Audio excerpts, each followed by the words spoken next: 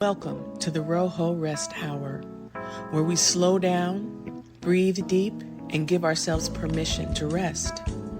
It's Chloe and Michelle here, your guides to all things rest. So grab a cozy spot, let go of the hustle, and let's embrace the flow. It's time to rest. Hey, welcome back to Roho Rest Hour, the podcast where we get real about the things that matter most.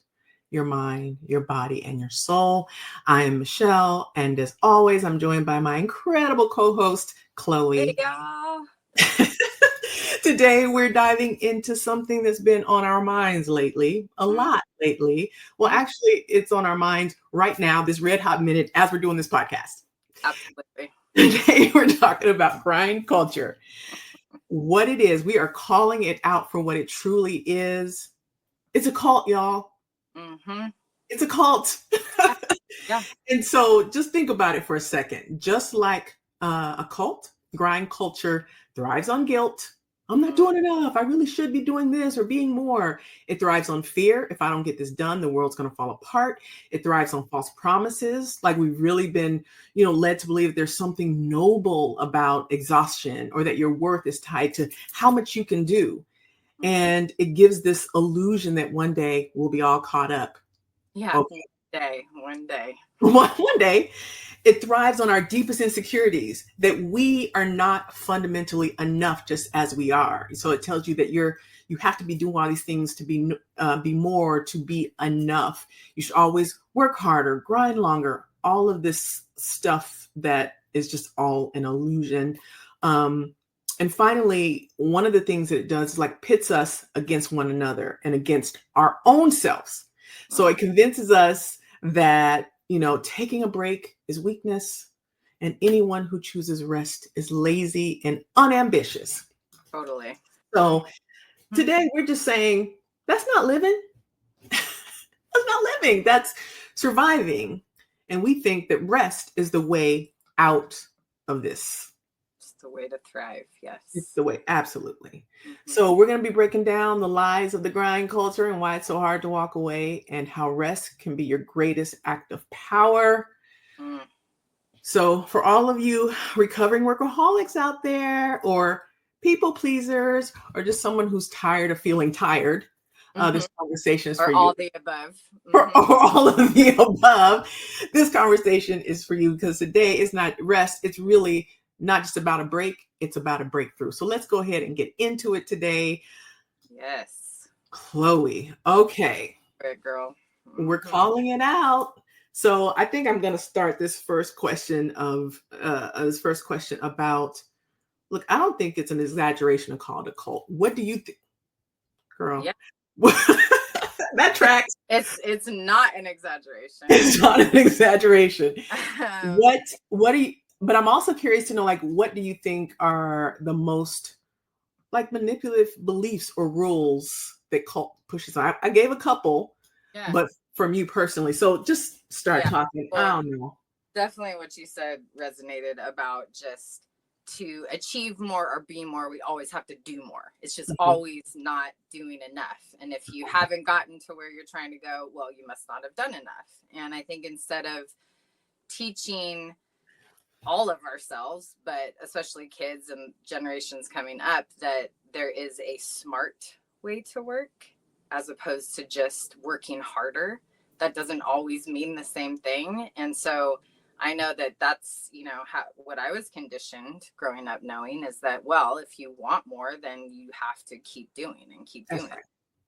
And where that's true in some senses, of course, you have to do, there have to be action. There's still this idea that you maybe aren't given that reward or don't deserve that reward unless you've worked super hard or you've completely exhausted yourself getting there. And I, obviously daily, I am looking for ways to work smarter, not harder, but still achieve what I'm trying to achieve. Absolutely. Well, when you talk about like the things that, like how we grew up, like I think we all have our grind narratives that are downloaded. And I know one of my grind narratives was you got to work 10 times harder to be, or twice as hard to get half as much, or all of that, right? So we walk into this thing knowing I got to throw it all out there and just keep going and keep going. And there are no, I can't think of any narratives of related to, hey, you'll get there. The key is to focus, make sure that you're well. Yeah, take care of yourself. Like, have you? I don't take care of yourself. Narratives. Yes, after you're already tired, after people are already seeing you, like, then they're like, oh, rest would be great for you, or a break would be great for you, and you're like, wait a minute, what about from the very beginning? Yes. Yeah. By the time we start like really seeking out rest, we're just it's like you're already dehydrated, right? you're like trying to drink 17 gallons of water. It's like, honey, you are, so you it from the base of it, right? Exactly. And I believe that there's, because of how it's been downloaded, people actually will argue for, no, you got to grind. We're not even conditioned to maybe consider or incorporate rest as a possibility. We go straight for the, I don't have time. I can't do it. Who's going to do this? Who's going to do? We don't, until we are just zombied out. And then you literally just break down, like your body, physically, mentally, spiritually, whatever it may be. Your body's going to hit a point, right? Where it's like, sorry, no more, so how do we catch it before that happens? Because it's true. I mean, the day-to-day is going to keep going. So let me just double down on that. There is no arrival to sleep. There is no once everything. I've always thought, or always moved based on, when I do this thing, I'll feel caught up. There's no caught up feeling. And I've been chasing the catch up, thinking maybe, there is a place where it doesn't happen. Right. Once you get there, whatever that goal was, then it's like, oh, okay, here's 25 other things now that I know I can accomplish or need to accomplish. It just keeps going. It doesn't need to be negative, right? But it's kind of giving into the reality that it just keeps going. And like you said, like I always have had this idea in my head that, okay, well, eventually, and of course things shift, things ebb and flow, and, but ultimately, if we're still achieving, if we're still in forward motion, it's going to keep bringing things, right? Yeah. And I also think that, this is particularly more acute for Black women because of the generational narratives, that come from slavery, and working hard was the way that you didn't get beat, was the way that your children were more protected, was the way, right? So then what we did is we passed down our trauma-based beliefs and values.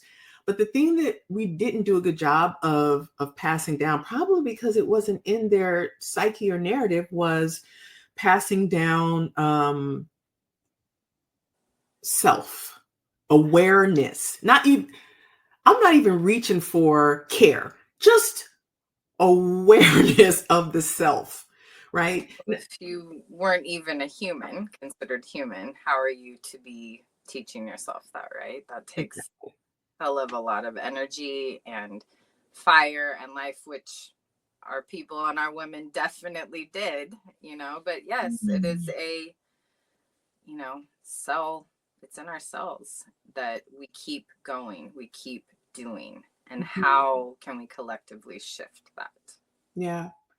So I was talking to my therapist, and I talked to her and I begged her for the ability she didn't want her name out. And I was like, I want to tell people who you are. So I will do it later. But Santia Griffin, I'm just going to say it. Forget it. I'll just say it. Ain't nobody got time for that. There you go. Yeah. Santia Griffin. I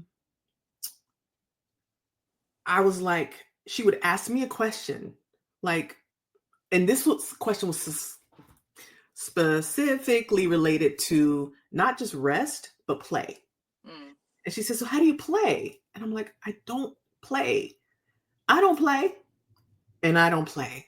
right? And so that's a huge missing. And she kept asking me, well, let's talk about it. And I kept coming back with, I don't know.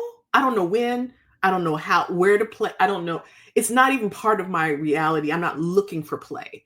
Mm-mm. And so I kept saying, I don't know. And she said, well, when are you going to rest? I don't know. And she says, well, do you have to know everything now? Do, Mm. you don't have to know everything. Every time I ask you about this thing, you take it into this, I don't know where that's going to fit in. Mm. And so one, there's two parts to that. If you don't know, who do I ask about your wellness? Like, if where do I go to find out how does Michelle get her rest? If you don't know, who do I ask? And two, you don't have to know everything. You just have to know right now what you need and actively seek out ways to get that in there. And Mm. so go sit in your car. We got meditation. Like, go sit in your car and just something to find a way for 10 minutes, 15 minutes, 20 minutes, because what you're doing when you do that is you're saying, I deserve more. And when you put that out there, I matter. My wellness matters. I, as a human, matters. And so I matter. So it's really just about saying to the world that I see me, I matter, and I'm taking some step Mm-hmm. to heal myself. If not, you're constantly telling the world, I'm not for me, I'm for you. I'm for everybody but Absolutely. me. Well, and you bring up an interesting point where, how do you play? It's hard to even, how do you even get to the point of thinking about playing when so many of us have never even asked ourselves, what do you want? What do you need? And just taking that time, like you said, even if it's 3 minutes to sit and actually allow yourself to ask yourself those questions, then possibly it can lead into, okay, there's play or joy or hobby. But so many of us, like I said, are just, even I had that question asked to me about a year ago, and I realized the question, what do you want? And I realized, like, it can be so simplified. Uh-huh. And I mean, people ask you what you want every day, whatever, you're getting food, you're, whatever. But to have someone actually go, no, pause everything out. Don't put any limitations on it. What do you want? And I realized it made me cry because I said to myself, has anyone really asked me that? Or it's been a really long time if they have, but do I ever really think about that? Mm-hmm. Because you're always doing for self, for other people, whether you have kids, dogs, work, whatever it is, we're just always doing for others. And so just to take that pause to just think, well, there's a million things I want, but right this second, I want to just be breathing and sitting here and not having anyone asking me anything or saying anything to me. And that in itself can be a gift that possibly you can keep growing on and expanding that time. Yeah. And that's the important part too, is to have something to build on, to, an active practice where you just sit and listen. It's so we overcomplicate it, and at the same time we oversimplify it. Mm-hmm. This is real stuff here. We're talking, as far as we're concerned, it's really kind of, on one hand, it's kind of like a life or death, like, and not, and for some it's literal life and death if we're not getting the proper rest. But in a metaphorical sense, it's also life Mm-hmm. and living just dead inside, Mm-hmm. right? Where are we expanding, and how do we access that? Yeah. How do you access that when, if I say, who are you? You say, well, I'm a doctor, I'm a mother. We don't know, who are you? Like, what does that even mean? So Right. getting to that, and then the idea of what do I want? When are we thinking about that? And a Mm-hmm. lot of times you say, what do I want? And people will say money, because money's going to fix all of this stuff. It's going to, now listen, we talk about money all the time, and like Yeah. what that looks like, and how different our lives will be when, right? And all of these other things. And that's part of the generating yourself to live into a future. And it changes how you move Growth in this mindset. moment. Yes. Growth mindset. Absolutely. What we're talking about is the idea that money is going to fix everything. I remember when Jim Carrey once said, I wish everybody in the world could be a millionaire so they will see that money's not the answer. Yeah. It's not. And if it is, how are you going to enjoy it when people think that when I get all this money, I'll play and rest for the rest of my life. Some people may do that. But if you ask all these lottery winners who are now broke again, they did not change their mindset to match the money. And so how do you, one, change your mindset? Oh, maybe you have to sit in stillness and rest and actually be intentional about changing your mindset. Right. Nobody's like thinking about changing their mindset in these kind of ways, right? Where it's an internal mindset change. It's not about, I am manifesting money, I deserve money, I'm changing my mindset. We walk around like machines. And like, last time we were talking about changing those formulas and patterns. I mean, that's part of it too. It's again shifting from the I don't have mindset to I have, or I can, I can give myself this. I can provide or allow myself this space to experience this differently or do differently.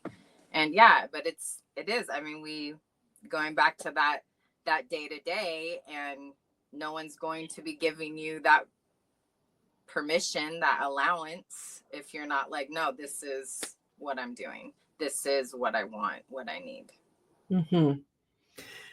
And then not only is it the permission, but before you get to the permission part, you have to acknowledge it as a vital part of your ability to function in the world. So I've been, as people know, brain fog. That's been my thing. And my line sister sent me something. It was an article that was like, brain fog is here to stay. And I was like, oh, because I've been talking to her about it. She's a doctor. So I've been talking to her about, no, this is not good. And I've talked myself into, thanks to YouTube and me self-diagnosing, like, oh my God, this is horrible. It's this, it's that. And there are some realities.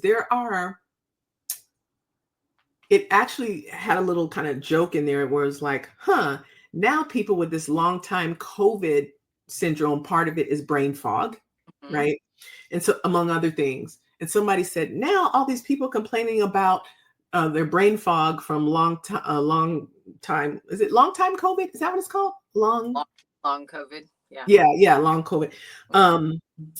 They're saying now they feel like I feel every day. Welcome to the team, kind of like, because there's people that walk around. So there's long COVID, there's hormones, there, menopause, there's look what's happening in the world. There's just, it's a lot. Very on top, yes. And yeah, that would be the whatever on top. And, the realities for me and what I believe is that it's coming at us from so many different ways that if we're not intentional about getting ourselves the spiritual reserves, the mental reserves, the psychological, the emotional reserves to function, it's just going to keep getting and beating us down. Like, so I'm inviting, and well, I'll say we are inviting and encouraging folks to stop and take this more seriously, to actually invest in yourselves and love on yourselves, because again, help is not coming. I know a lot of folks whose partners are not going to be like, hey, you look overworked. Why don't you take a week off? I'll manage this. You go. There are some amazing partners out there who do that. I have not met a few of them. I mean, I've met maybe a couple. And that's, they are in unicorn land in terms of how they roll, right? And all of that. But it's just so much that's happening right now. It is. There's a lot. And it's, yes, all of us individually, we always have our own journeys and situations and areas of growth that are needed. But yeah, there is a collective energy right now, all over the world that is definitely weighing a bit down on top. So another reminder that who's going to do that? Who's going to Because they'll keep depleting us. The world will keep, you know, taking. And if we, you know, are not receiving from ourselves, yeah. So one of the things that you talked about giving yourself permission. Mm-hmm. But I also want to talk about the glorification, right? The glorification, like we actually glorify self-harm Yeah. and self-abuse. And then we say, but that's part of the cult. That's part of the cult. It's to have you, just like, you know, slavery, one of the things they had to do was create mechanisms and systems where people self-police. And then they start policing each other. And then they do this division between the field and the you know, the house folks. And then they, right? Part of this relies so much on um uh the culture, and the cult relies so much on creating systems where people begin to like, no, I'm actively, willingly working till 3 o'clock in the morning. Mm-hmm. I've had two occasions where I worked in Chicago. I worked in a company, Fortune whatever company, and I spent the night at work twice. That happened 2 times. And then I would give my overnight work to my boss, who would then synthesize it, go on the golf course and talk about it in like between strokes or whatever. You know? As their idea. Yeah.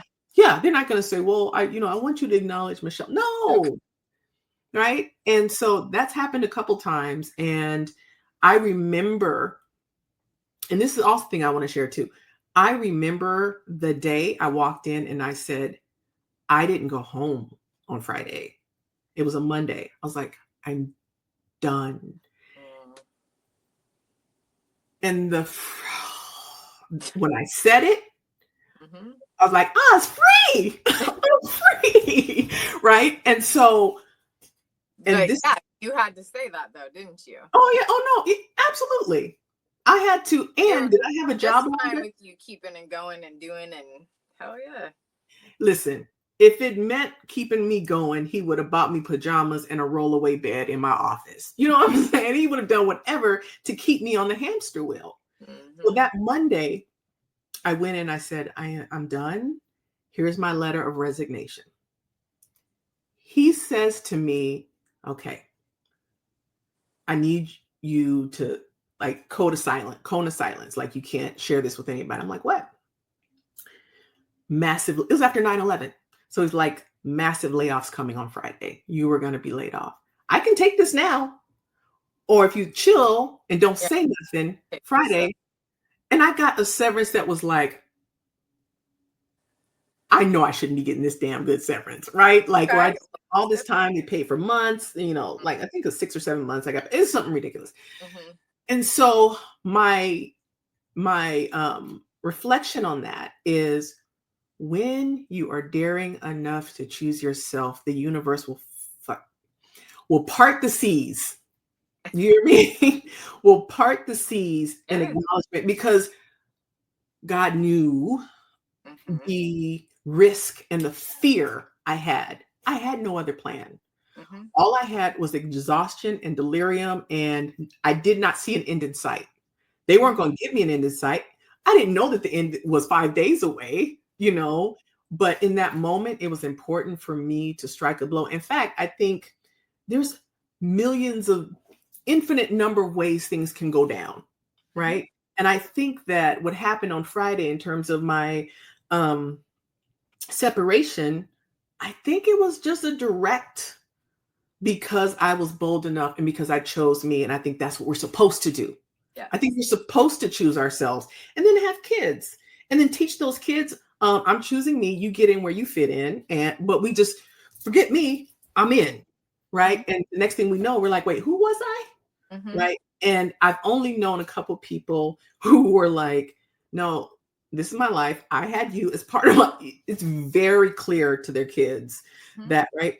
And well, how do you teach children how to do that for themselves if they're seeing you not do that in any way? And I think about that every day. It's really hard not to get fully absorbed into all things kids or all things other people, but if you are especially teaching someone or young minds, how to be your best self, how to continue thriving and take care of yourself, mind, body, and soul, you have to be an example to that. And, we do our best, but I also know that society, culture, conditioning does not support us too much in doing so, that it is about giving all of yourself to what matters to you.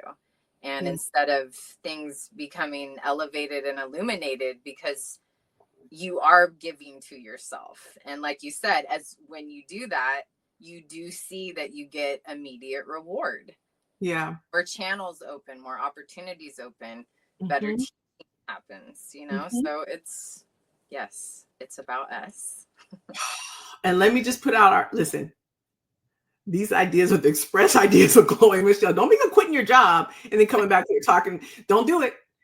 I'm just saying, this is my story. This is my story. Don't go, Yeah. But if it's resonating for you, if you're on the fence, all I'm saying is that there's something on the other side of choosing yourself. There's something on the other side of stepping in to, your divine self and to the creation, all of the things that were made for you when you're living on purpose, in purpose. Right. Facing that fear, facing whatever that fear is. Fear. It's the unknown. Let's keep it real. It's fear. And we all want to know that it's going to be okay. We all want to know that there's a clear plan, that if you do take that break or that rest, that everything will continue functioning. We want all of that, but it's hard to keep going when we don't have the answer to that necessarily. And I think that it's so, we talk about it like, this job, there's certainty with this job. No, there's not. I mean, we think there is, right? Because as for now, as far as we can see with our eyes, right? We can see with our eyes, I get a check every 2 weeks here. Mm-hmm. And I mean, we live in a world where, and especially now where things feel so uncertain that we're like, let's hold on to everything certain that we know. Absolutely. And it does not matter if I'm running myself into the ground, because it's certain and it's hard and it's difficult and I'm not happy, but it's certain. But you've done it before and you know the outcome, even though the outcome isn't what you want, it's the default because you're used to doing that. So again, how do you change that pattern, that formula? Because doing something brand new is scary, And it's not into a new thing is scary. Yes. And it's not even, let's look beyond, it's not even just what's scary related to leaving a job. It's scary leaving partnerships that aren't right. Mm-hmm. It's scary, starting that business. Even if you do have a job while you're starting it, there's going to be a moment where you're going to have to choose. And I think we spend so much time on the fence because we're afraid to choose.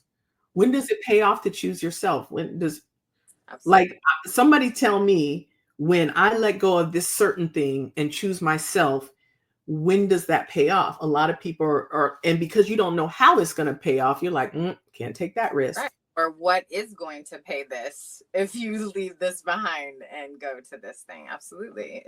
There is risk, definitely. But the risk is,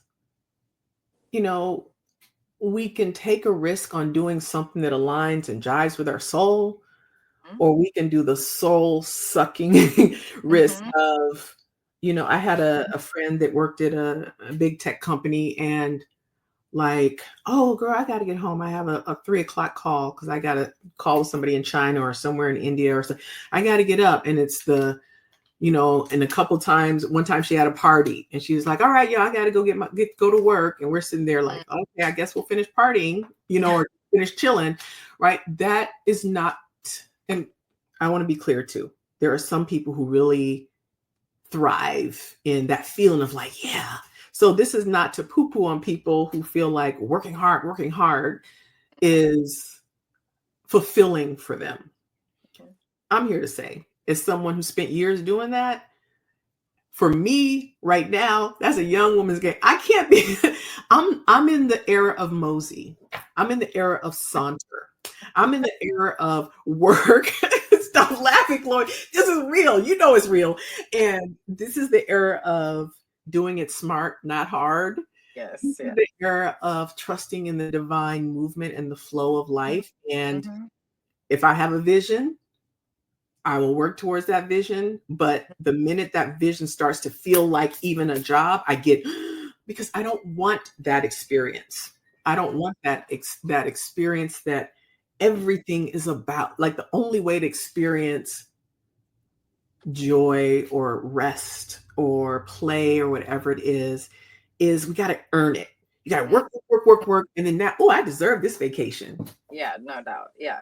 But on the other hand, and I totally agree with that, but at the same time, there is for me, like, I want to have the rest so that I can go sprint. I love sprinting. I don't want to mosey. I want to sprint top speed and, but then I want to know at the end of that, I can sit and chill for a second and regroup and get my strength back up. But I enjoy that Mhm, fast motion, but mhm. I know that you just can't keep. I mean, I'm not an endurance sprinter. You know what I mean? Endurance sprinter. You gotta hit a finish line and take a breath for a second. You know what Yeah, I mean? yeah. Hard. But see, So but even still, though, that is still life by design. If that's how your soul jives, then yes. you will create those mechanisms of like, I can sprint, but this is my sprint time. And this is my Mm-hmm. rest time. Like you get to Yeah. design that, but Yeah. no rest time. So I use Yeah. this analogy when you I don't know if I shared it with you, but like on a roller coaster, you get in and you does that initial jerk and you get in Mm-hmm. and then you get to that hill and it's Yeah. Yeah. and your heart is because you know what's about to come. The whoosh is coming. You're Yeah. and imagine just staying there and you never whoosh. So you're just Yeah. Mm. all the time, It's like all a the sneeze that never comes. it's like a what? A sneeze that never Oh, thought you said a skeet or that, sure. or that, whatever. It's like the thing that never comes, Yeah. right? And Yes. you're just constantly because we would have said that in person. Anyway, so it's like the highest, Mm-hmm. it's that place where we're just and it's not natural to just stay here. No. No. What if the roller coaster just stopped there? Like Oh, that's okay. not even a thing.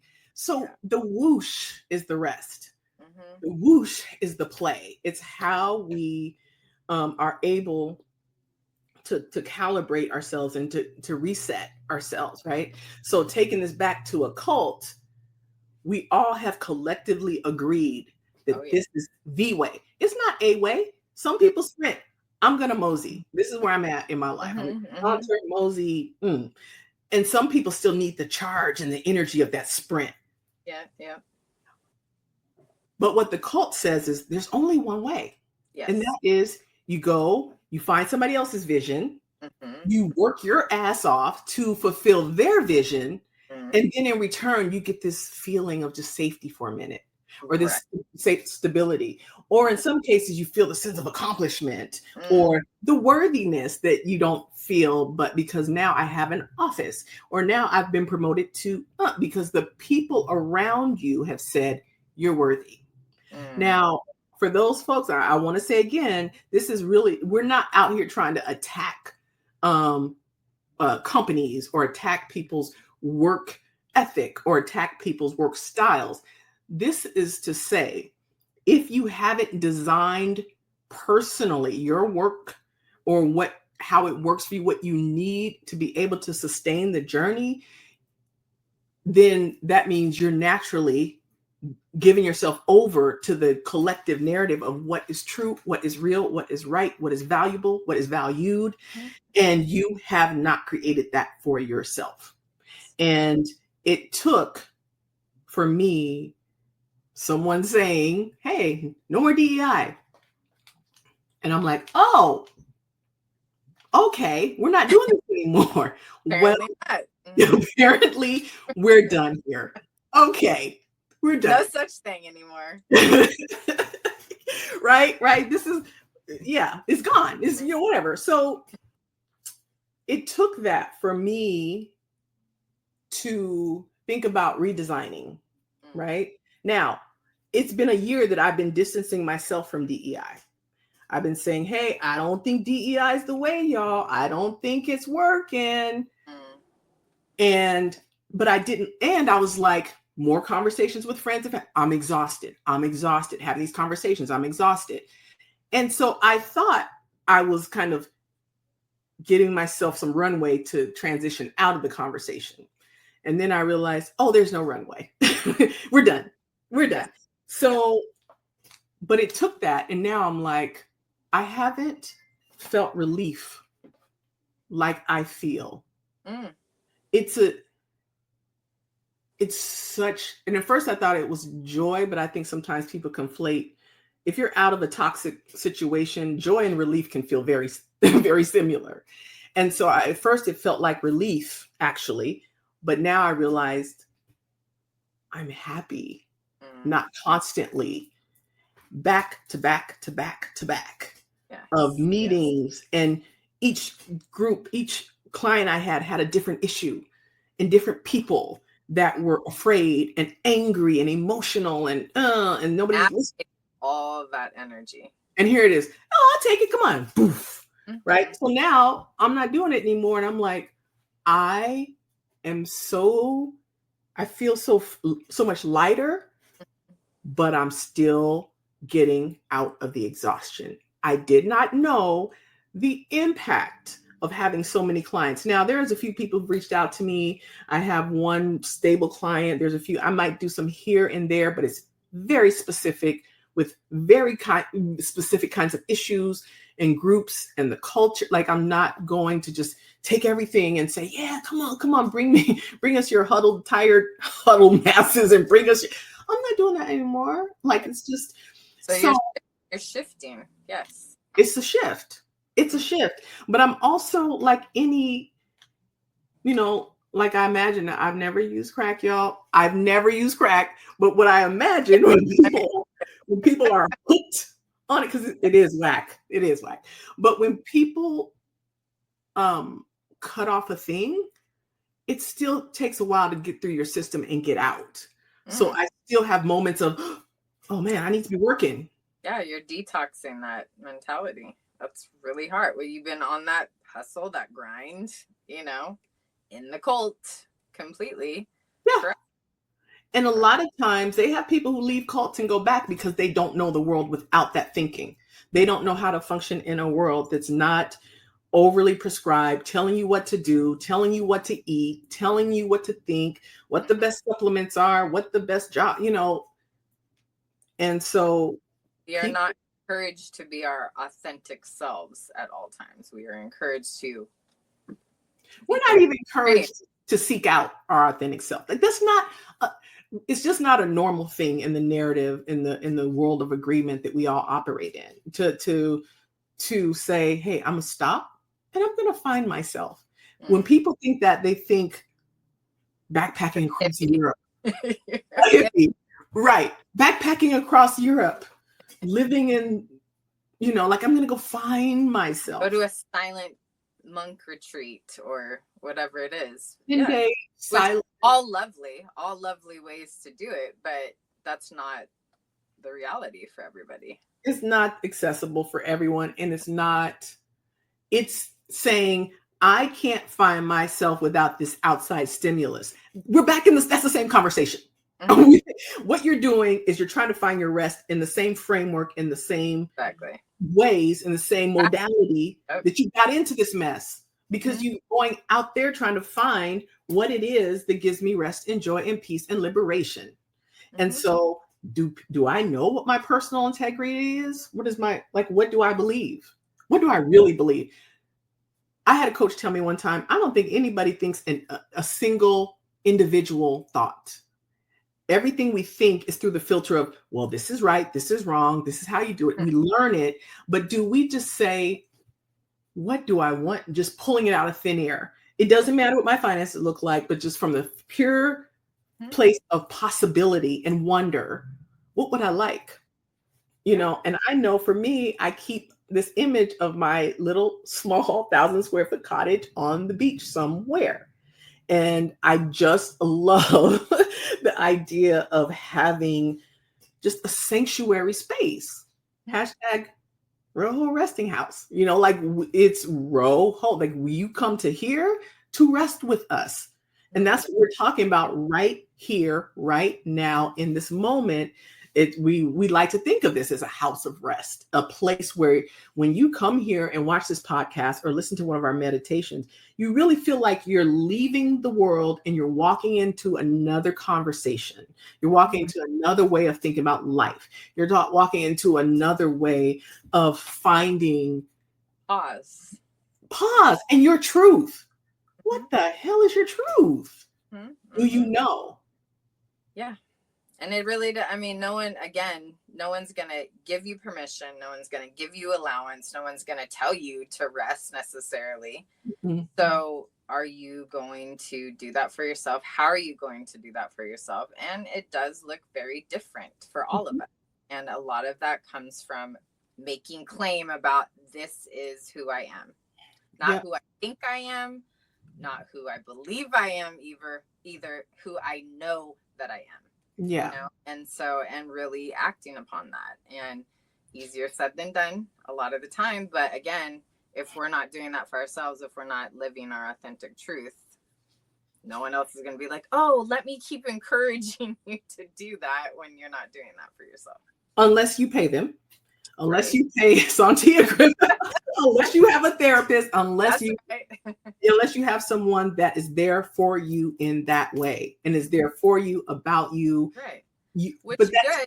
Yes. But are they still going to do it for you? No. They're there to support and uplift. And we all need that. Yeah. But ultimately, are they going to get in your brain and your body and actually do that for you? They're going to come over, open your mouth. This is how you say it. Yeah, no. And in the doing, you still have to bump up against all your fears and all the things that have you not do it. It's still like, I literally train people. Here's how to have a difficult conversation. Here's the script. Yeah. Do they use it? No, because I can't teach you how to move past fear. Right. I can't teach you how to overcome that lump in your throat and that knot in your stomach when you have to tell somebody a truth, your truth about something. No. Right. So, and I want to bring up the fact that, Michelle and I, we're doing that. We're encouraging all of this in all of you because we obviously need it.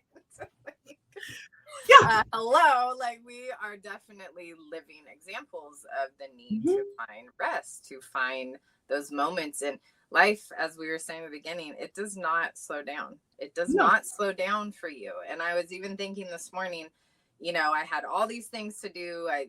Errands to run this morning and, meeting with you and all of a sudden both the kids are sick, and I have support, thankfully, but it still completely shifts your day. It completely shifts, a moment to pause, before you do work, a moment to go work out, a moment to go to the bathroom by yourself, whatever it is, it's nonstop. And how do I allow myself to say, no, I need to get this done, when I know saying no to this means I'm still going to have to do it later. You know what I mean?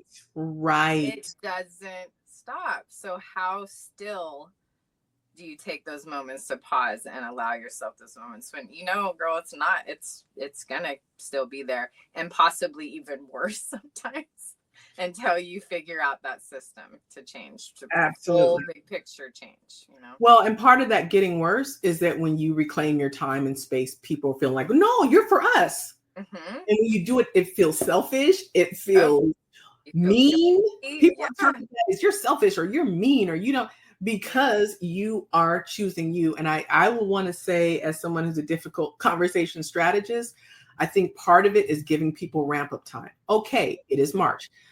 By June, it's going to look different after June from now on.